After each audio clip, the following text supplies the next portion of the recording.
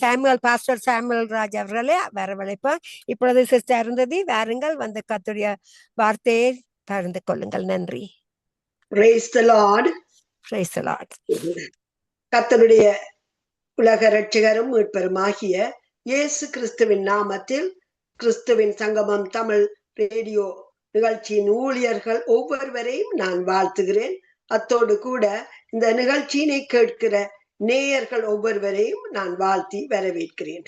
நாங்கள் வார்த்தையை தியானிக்கும் முன்பதாக ஜெபம் செய்வோம். கர்த்தர் நம்மோடு கூட இருக்கிறார். இன்றைய நாளிலே அவர் என்ன வார்த்தை கூடாக நம்மோடு பேச போகிறாரோ என்பதை நாங்கள் அறியும்படியாகவும் உணரும்படியாகவும் கீழ்ப்படியும்படியாகவும் எங்களுடைய உள்ளத்தை நாங்கள் அவருக்கு முன்பதாக ஒருமுகப்படுத்தி மனதை திறந்து ஜெபிப்போமாக. எங்கள் அன்பு தகப்பனே, உமக்கு நாங்கள் நன்றி செலுத்துகிறோம். உம்மை தெய்வமாய்க்கொண்ட ஜனங்களாகிய நாங்கள் பாக்கியம் பெற்றவர்கள் அப்பா.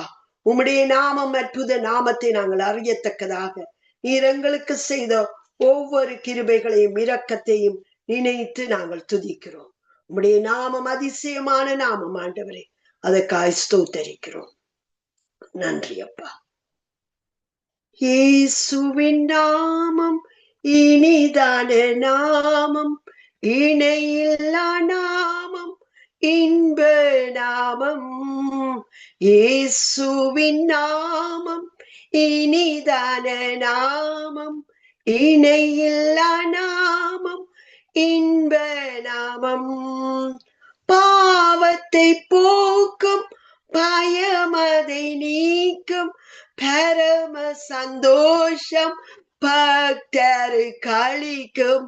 பாவத்தை போக்கும், பயமதை நீக்கும், பரம சந்தோஷம் பக்தரு களிக்கும்.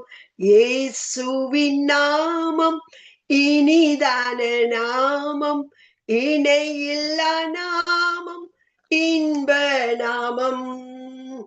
பாவத்தை போக்கும், பயமதை நீக்கும், பரம சந்தோஷம் பக்தரு களிக்கும். இயேசுவின் நாமம் இனிதான நாமம், இணையில்லா நாமம், இன்ப நாமம். வானிலும் பூவிலும் மேலான நாமம், வானாதி வானவர் இயேசுவின் நாமம். இயேசுவின் நாமம் இனிதான நாமம், இணையில்லா நாமம், இன்ப நாமம். எங்களை எப்பொழுதும் அதிகமாய் நேசிக்கிற அன்பு தகப்பனே, இந்த வேளையில ஆண்டவரே எங்களுடைய இருதயத்தை திறந்து நாங்கள் உம்மை வரவேற்கிறோம். ஆண்டவரே, உம்முடைய பிரசன்னத்தினாலே எங்களை நிரப்பும். உம்முடைய சமூகத்தினாலே எங்களோடு பேசுவீராக. உம்முடைய ஜீவனுடைய வார்த்தை, ஆவியும் ஜீவனுமான வசனத்தை நீர் பரத்திலிருந்து கட்டளையிட்டு ஆண்டவரே அடியாளுக்கூடாக பேசும்படியாக நான் ஜெபிக்கிறேன். எதை பேச வேண்டும், என்னத்தை பேச வேண்டும் என்று நீங்கள் அறியாதிருக்கிற போது உங்கள் வாயோடு கூட இருந்து பேசுவேன் என்று சொன்ன பரிசுத்த ஆவியானவர் என்னுடைய உள்ளத்தை நிறைப்பாராக. உம்முடைய வார்த்தையினால் என்னை நிறைத்து ஆண்டவரே கர்த்தாவே, என்னுடைய இருதயத்தின் தியானமும் ஆண்டவரே என் வாயின் வார்த்தையும் உமக்கு பிரீதியா இருப்பதாக. சிலுவைக்கு பின்னாக மறைத்து கேட்கிற ஒவ்வொருவரோடும் பேசும்படியாக ஜெபித்து ஆசீர்வாதங்களை இயேசு கிறிஸ்துவின் நாமத்தில் பெற்றுக் கொள்கிறேன் நல்ல பிதாவே. ஆமேன், ஆமேன். ஹல்லேலூயா. நாம் வணங்கும் தெய்வம் எப்படிப்பட்டவர்? நாம் தெய்வத்தை வணங்குகிறோம், எல்லோரும் இறைவனை வணங்குகிறோம். ஆனால் அவரை அறிந்த பிள்ளைகள் ஆகிய நாங்கள் அவருடைய நாமத்தை நாங்கள் அறிந்து கொள்ள வேண்டும். அவர் எப்படிப்பட்ட வல்லமை உடையவர், அவருடைய வல்லமை எவ்விதமானது, அவருடைய குணாதிசயங்கள் என்ன, அவருடைய பண்புகள் என்ன. நாங்கள் அவரோடு நெருங்கி நெருங்கி பழகும் போது அவருடைய சுபாவத்தை நாங்கள் அறிந்து கொள்ளக்கூடியதாக இருக்கிறது. அவருடைய சுபாவம் நமக்குள்ளே ஒன்றோடு ஒன்றாக கலக்கிறதை கூட நாங்கள் பார்க்கலாம். ஆகவே நாங்கள் தெய்வத்தை தொழுது கொள்ளும் நாங்கள் அவர் எப்படிப்பட்ட சுபாவத்தை உடையவர், எப்படிப்பட்ட வல்லமை உடையவர், எப்படிப்பட்ட குணாதிசயங்களையும் இரக்கத்தையும் அன்பையும் அவர் கொண்டவர் என்று நாங்கள் அறிய வேண்டியது மிகவும் நிச்சயமாயிருக்கிறது.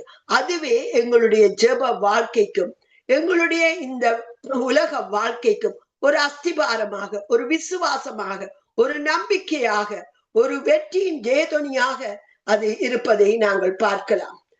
நம்முடைய வேத வசனத்திலே நாங்கள் ஆதியாமத்திலே பார்ப்போமானால், தேவன் மனுஷரை படைத்த பின்பு அங்கே மனிதரோடு தேவன் குளிர்ச்சியான வேளையிலே வந்து உறவாடுகிறதை நாங்கள் பார்க்கலாம்.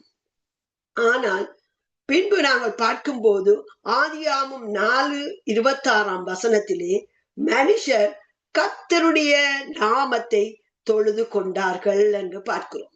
கர்த்தருடைய நாமம் அவர்கள் அறியாவிட்டாலும் அவருடைய நாமத்தை அவர்கள் தொழுது கொண்டார்கள்.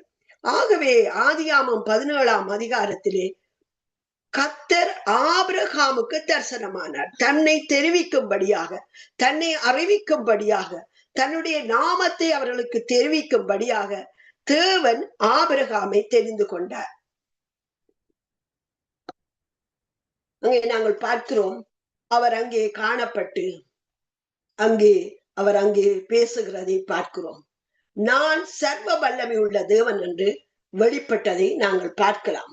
அதன் பின்பு ஆபிரகாம் கர்த்தரை தொழுது கொள்ள ஆரம்பித்தார். அதே போல் ஈசாக்கும் தேவனை தொழுது கொண்டார். அவருடைய சந்ததியாகிய யாக்கோபும் கர்த்தருடைய நாமத்தை தொழுது கொண்டு வந்ததை நாங்கள் பார்க்கலாம். பின்பு தேவன் மோசேயோடு பேசிய போது அவர் சொன்னார், நான் ஆபிரகாமு, ஈசாக்கு, யாக்கோபு என்பவர்களுக்கு யெகோவா என்னும் நாமத்திலே நான் அறியப்படவில்லை, அவர்கள் அறிந்து கொள்ளவில்லை என்னுடைய நாமம் யெகோவா என்று.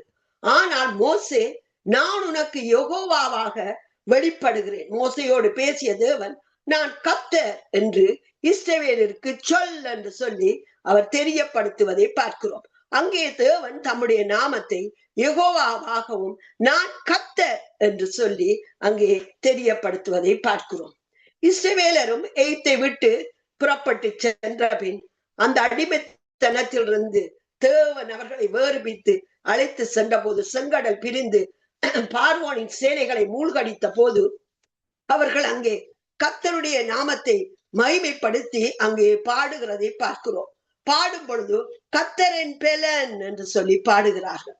அவர்களுக்கு கர்த்தருடைய நாமம் அவர்களுக்கு தெரிந்தபடியால் அவர் அங்கே சொல்லுகிறார்கள், அவரின் கீதம் என் ரட்சிப்பு. ஆகவே அங்கே தேவனுக்கு அவர்கள் பல நாமங்களை சூட்டி துதிக்கிறார்கள். கர்த்தரின் பெலன், கர்த்தரின் கீதம், கர்த்தரின் ரட்சிப்பு என்று அவருடைய நாமத்தை உயர்த்தி அவர்கள் அங்கே பாடுகிறதை பார்க்கிறோம். பின்பு நாங்கள் தொடர்ந்து பார்ப்போமானால், தேவன் மோசேக்கு தன்னை வெளிப்படுத்திய போது, சீனாய் மலையிலே அவர் வெளிப்படுத்திய போது, அவர் கடந்து போன போது, கர்த்தர் இரக்கமும் கிருபையும் நீடிய சாந்தமும் மகா தயவும் சத்தியமும் உள்ள தேவன், நான் 1000 தலைமுறைக்கு இரக்கத்தை காக்கிறவர், அக்கிரமத்தையும் மீறுதலையும் பாவத்தையும் மன்னிக்கிறவர் என்று சொல்லி குற்றவாளியை குற்றமற்றவனாக விடாமல் பிதாக்கள் செய்த அக்கிரமத்தை பிள்ளைகளிடத்திலும் பிள்ளைகளுடைய பிள்ளைகளிடத்திலும் 3ஆம் 4ஆம் தலைமுறை மட்டும் விசாரிக்கிறவர் என்று கூறி அவர் தன்னை பற்றி, தன்னுடைய குணாதிசயங்களை பற்றி அங்கே மோசேக்கு அவர் வெளிப்படுத்துறதை பார்க்கிறோம். அது மட்டுமல்ல, நான் செய்யும் காரியம் பயங்கரமாயிருக்கும் என்று சொன்னார். அதுதான் அவர் அற்புதங்கள் 10 வாதைகளுக்கு கூடாக பயங்கரமான காரியங்களை செய்து தேவன் இஸ்ரவேலருக்கு தன்னை வெளிப்படுத்தியதை நாங்கள் பார்க்கலாம்.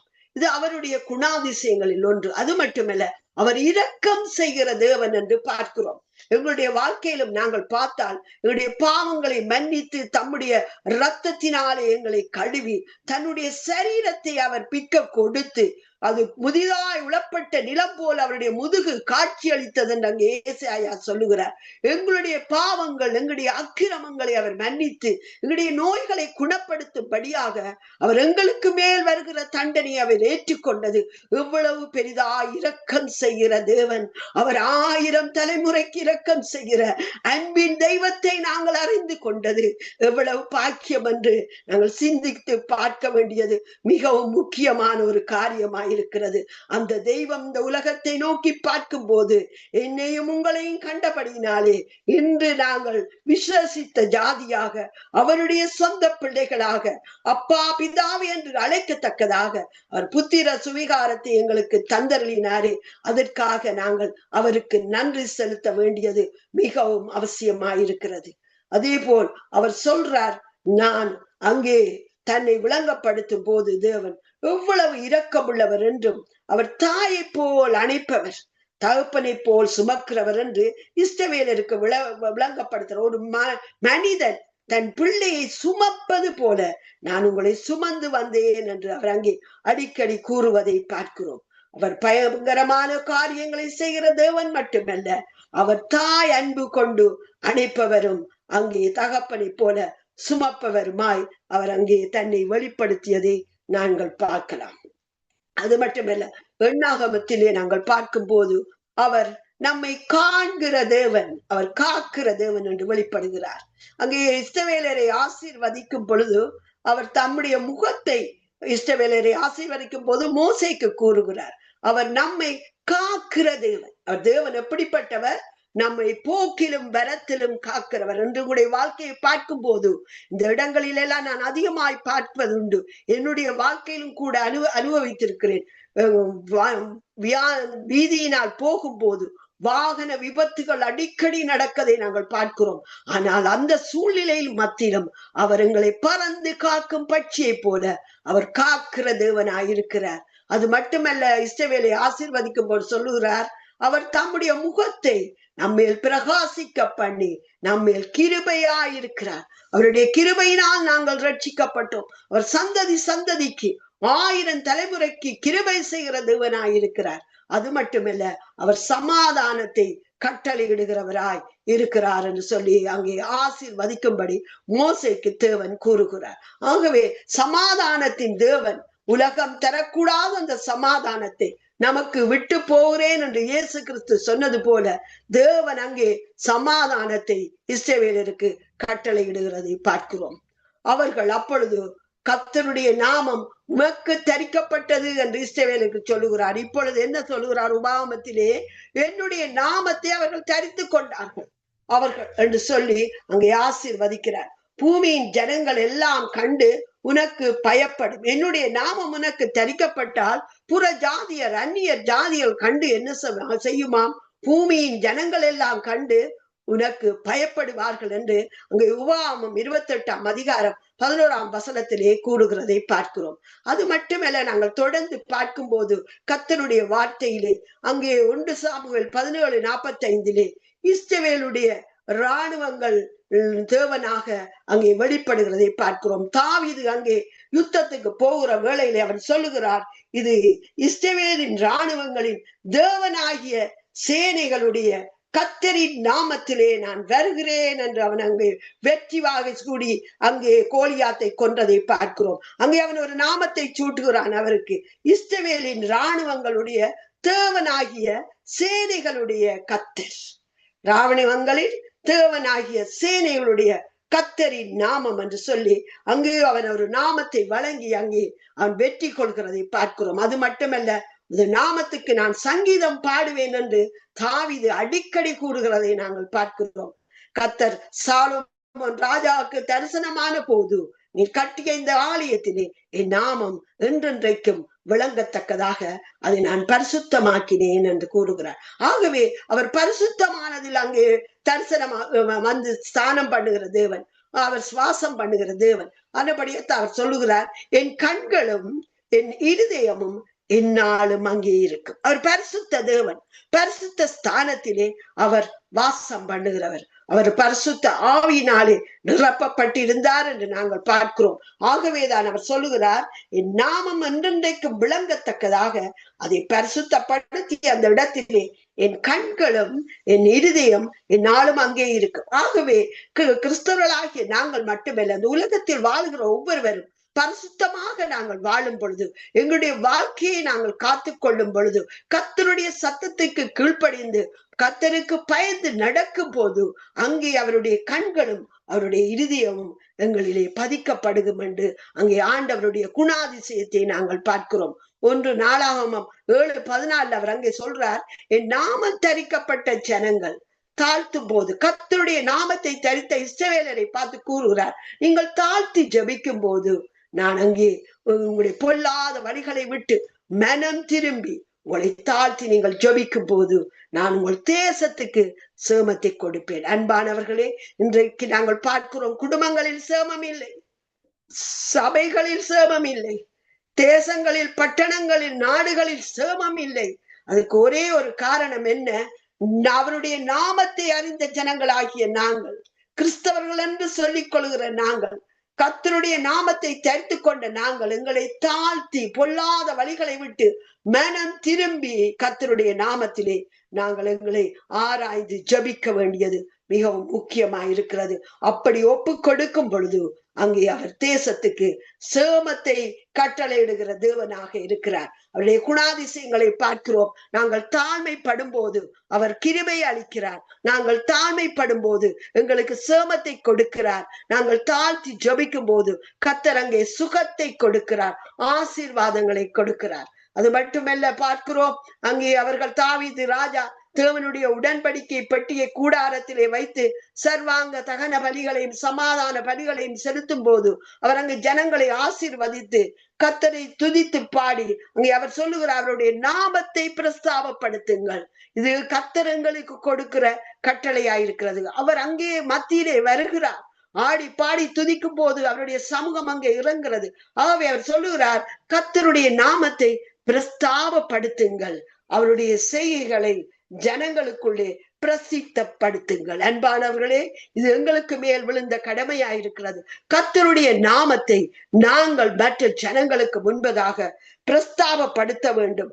அது மட்டுமல்ல, அவருடைய செய்கைகளை நாங்கள் ஜனங்களுக்கு அறிவிக்க வேண்டும். கர்த்தர் எனக்கு செய்த நன்மைகள், உங்களுக்கு ஒவ்வொருவருக்கும் செய்த நன்மைகள், உங்களுடைய சந்ததிக்கு செய்த நன்மைகள், உங்களுடைய வாழ்க்கையிலே தேவன் செய்த ஒவ்வொரு நன்மைகளையும் நாங்கள் அங்கே அறிவித்து துதிக்க வேண்டியது மிகுந்த கடமையாயிருக்கிறது. அப்பொழுது ஜனங்கள் கர்த்தருடைய நாமத்தை அறிவார்கள், புற ஜாதிகள் கர்த்தருடைய நாமத்தை அறிந்து கொள்ளும். ஆகவேதான் தாவீது ராஜா அநேக சந்தர்ப்பங்களிலே இவ்விதமாய் தேவனை துதித்து சங்கீதங்கள் பாடி அவருடைய நீதியை துதித்து உன்னதமான கர்த்தருடைய நாமத்தை கீர்த்தனம் பண்ணுவேன் என்று சொல்லுகிறார். ஆகவே அவருடைய நாமத்தை நாங்கள் என்ன செய்ய வேண்டுமா? கீர்த்தனம் பண்ணி துதிக்க வேண்டும். அதில் அவர் பிரியப்படுகிற தேவன். கர்த்தருடைய நாமத்தை நாங்கள் கீர்த்தனம் பண்ணி அவருடைய நீதியை உயர்த்தி துதிக்கும் போது அவர் எங்கள் மத்தியிலே வருகிற தேவனாக இருக்கிறார். அது அவருடைய அன்பு, அது அவருடைய குணாதிசயம். அது மட்டுமல்ல, சங்கீதம் 8 சொல்லுகிறார், எங்கள் ஆண்டவராகிய கர்த்தாவே, உம்முடைய நாமம் பூமி எங்கும் எவ்வளவு மேன்மை உள்ளதாயிருக்கிறது, உம்முடைய மகத்துவத்தை வானங்களுக்கு மேலாக வைத்தீர் என்று சொல்லி அங்கே துதிக்கிறார். பாருங்கள், அவருடைய நாமம் பூமி எங்கும் மேன்மை உள்ளதா இருக்கிறது. பூமி எங்கும் எவ்வளவு மேன்மை உள்ளது. அப்ப இந்த மேன்மை உள்ள நாமம் அவருடைய நாமம். ஆகவே இந்த மேன்மை உள்ள நாமத்தை அறிந்தால்தான் அவருக்கு நாங்கள் மகத்துவத்தை கொடுத்து அந்த வானங்களுக்கு மேலாக வைத்த அவருடைய கிரியைகளை, அவருடைய செய்கைகளை, அவருடைய படைப்புகளை நாங்கள் அறிந்து கர்த்தரை துதிக்கவும் மேன்மைப்படுத்தவும் முடியும். சங்கீதத்திலே 33 அவர் கூறுகிறார், அவருடைய பரிசுத்த நாமத்தை நாம் நம்பி இருக்கிறபடியால் நம்முடைய இருதயம் அவருக்குள் களிகூறும். ஆகவே அவருடைய நாமத்தை பற்றி விசுவாசம் உள்ளவர்களாய், அவருடைய நாமத்திலே கர்த்தருடைய நாமத்தை அறிந்த நாங்கள் அவரை நம்பி இருக்கும் பொழுது என்னவாம்? எங்களுடைய இருதயம் களி கூறும். இன்றைக்கு களி கூறுதல் இல்லாமல், சந்தோஷம் இல்லாமல், இன்றைக்கு ஆர்ப்பரிப்பு இல்லாமல், ஒரு வாழ்க்கையிலே ஒரு பிடிப்பில்லாமல் இன்றைக்கு எத்தனையோ பேர் இந்த உலகத்திலே வாழ்ந்து கொண்டிருக்கிறார்கள். ஆனால் கர்த்தருடைய வார்த்தை என்ன சொல்லுகிறது? தாவீது ராஜா கூறுகிறார், அவருடைய பரிசுத்த நாமத்தை நாங்கள் நம்பி இருக்கிறபடியால் என்னவாம்? நாம் அவருடைய நாமத்தை உயர்த்தி துதிக்க வேண்டியது மிகவும் அதிசயமாயிருக்கிறது, அவசியமாயிருக்கிறது. அது மட்டுமல்ல, கர்த்தருடைய நாமத்தை ஸ்தோத்தரித்து நாளுக்கு நாள் அவருடைய ரட்சிப்பை சுவிசேஷமாய் அறிவியுங்கள் என்று அங்கே 96ஆம் சங்கீதத்திலே அவர் கூறுகிறார். 3ஆம் வசனத்திலே அவருடைய நாமத்தை ஸ்தோத்தரிப்பதோடு மட்டுமல்லவா, அதை நாங்கள் நாளுக்கு நாள் அங்கே என்னவாம்? ரட்சிப்பை சுவிசேஷமாய் அறிவிக்க வேண்டியது மிகவும் கடமையா இருக்கு. அதன் மூலமாய் ஜனங்கள் அங்கே கர்த்தருடைய நாமத்தை அறிந்து கொள்வார்கள். அது மட்டுமல்ல, 103ஆம் சங்கீதத்தில் எங்க சொல்லுகிறார், என் ஆத்மாவே கர்த்தரை ஸ்தோத்திரி, என் முழு உள்ளமே அவருடைய பரிசுத்த நாமத்தை ஸ்தோத்திரி என்று அவர் துதிக்கிறதை பார்க்கிறோம். ஆகவே சோர்ந்து போற எங்களுடைய ஆத்மாவை பார்த்து கர்த்தருடைய நாமத்தை அறிந்த நாங்கள் அங்கே ஸ்தோத்தரிக்க வேண்டியது மிகவும் முக்கியமாயிருக்கிறது. அப்பொழுது அவருடைய நாமத்தை நாங்கள் பரிசுத்தம் பண்ணி ஸ்தோத்தரிக்க முடியும். நீதிமொழிகள் 18:10 பார்க்கிறோம், கர்த்தரின் நாமம் எப்படியாம் பலத்த துருகம், எங்களுக்கு துருகமாய் ஒரு அடைக்கல பட்டணமாய் இருக்கிறது, நீதிமான் அதற்குள்ளோடி சுகமாயிருப்பான். இன்றைக்கு சுகத்தை அற்றிருக்கிற நாம் கர்த்தரை பலத்த துருகமாய் கொள்ளும் பொழுது அங்கே நாங்கள் சுகமாய் ஓடி அதுக்குள்ளே வாழ முடியும்.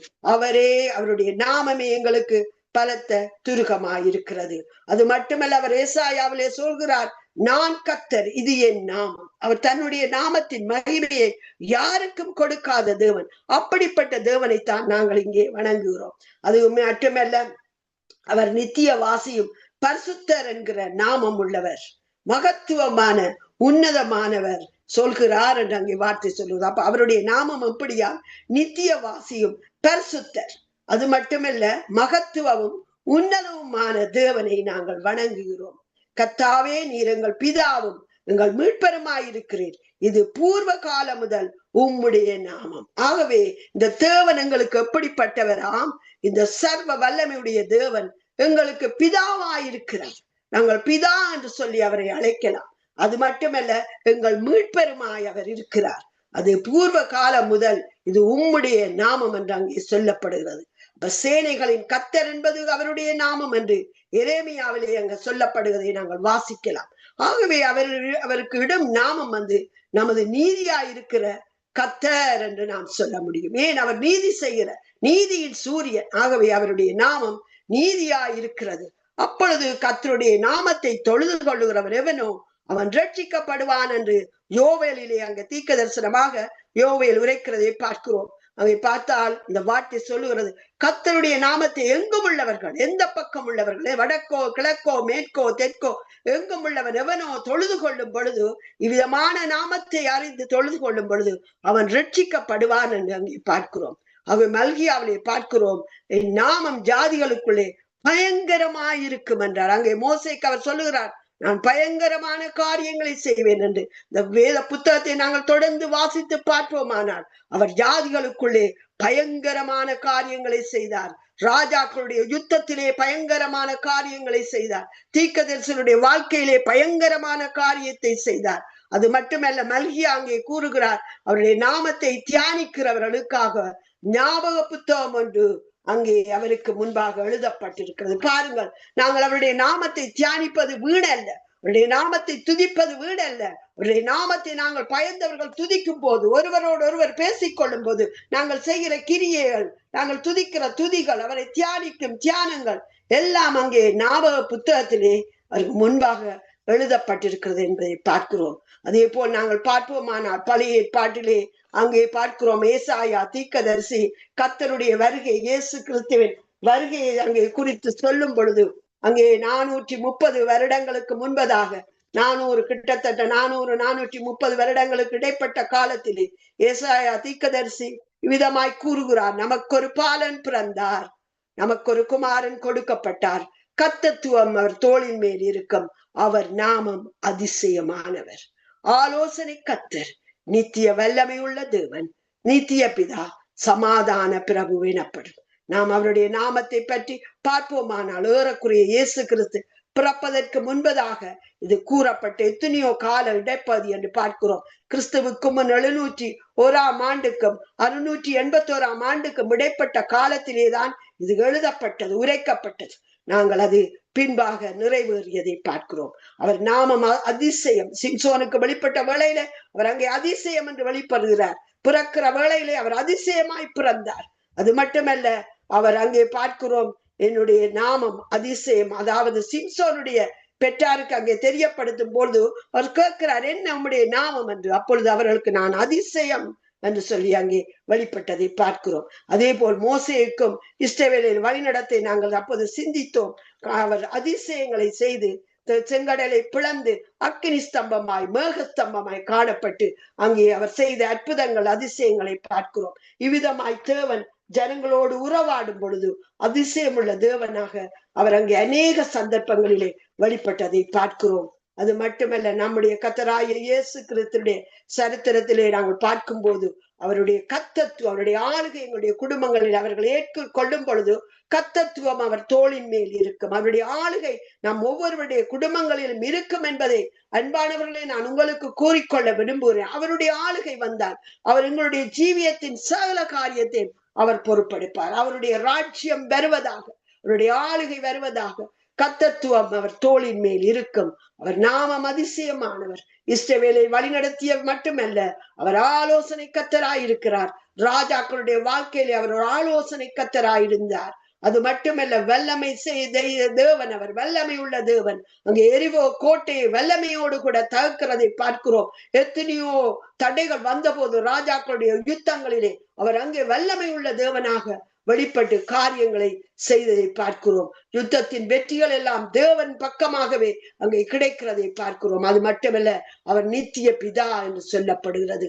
அவர் நமக்கு ஒரு பிதா, நித்தியமாக பிதா. மரணத்தின் பின்பும் அவர் எங்களுக்கு பிதாவா இருக்கிறார். அவருடைய வார்த்தைக்கு கீழ்ப்படிந்து அவரை ஏற்றுக்கொள்ளும் பொழுது நாம் பிதாவா இருக்கிறோம். இயேசு கிறிஸ்து அங்கே பிதாவுக்கு கீழ்ப்படிந்து நடந்த போது, சிலுவையின் மரண பரியந்தம் அவர் தாழ்த்திய போது தன் பிதா செய்த காரியங்களை அவர் செய்து அங்கே மகிமைப்பட்டதை பார்க்கிறோம். அவர் சமாதான பிரபுவாக எங்களுடைய வாழ்க்கையிலே அவர் வெளிப்படுவார். அங்கே அவர் சொல்லுகிறார், உலகம் தரக்கூடாத சமாதானத்தை வைத்து போகிறேன் என்று. இன்றைக்கு சமாதானமற்ற இந்த உலகங்கள் கலங்குகிறதா?